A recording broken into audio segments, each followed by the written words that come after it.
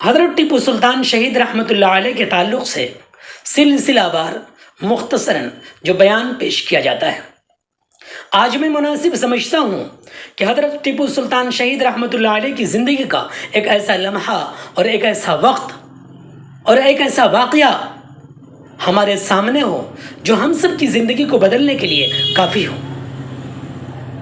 وہ واقعہ یہ ہے کہ حضرت ٹیپو سلطان شہید رحمۃ اللہ علیہ سرنگا پٹم میں جب مسجد اعلیٰ کی افتتاح کا موقع آیا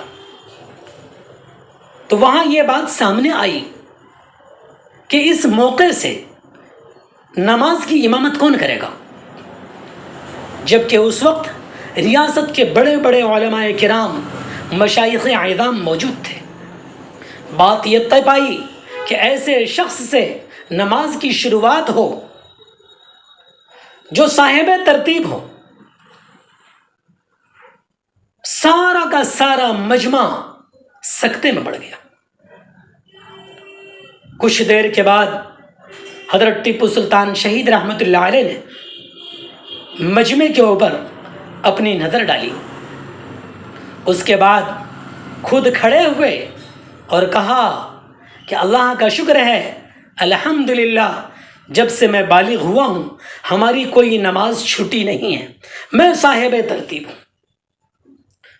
اور حضرت ٹیپو سلطان شہید رحمۃ اللہ علیہ نے مسجد کی افتتاح کے موقع سے اس وقت امامت کے فرائض انجام دیے۔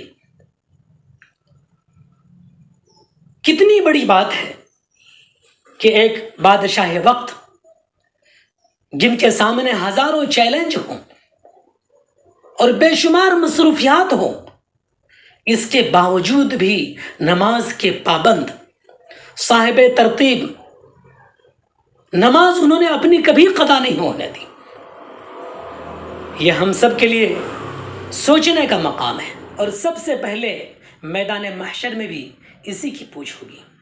اس لیے ہمیں چاہیے کہ ہم لوگ سارے عذر کو، سارے کام کو ایک طرف ڈالیں اور نماز کی ادائیگی کو ترجیح دیں۔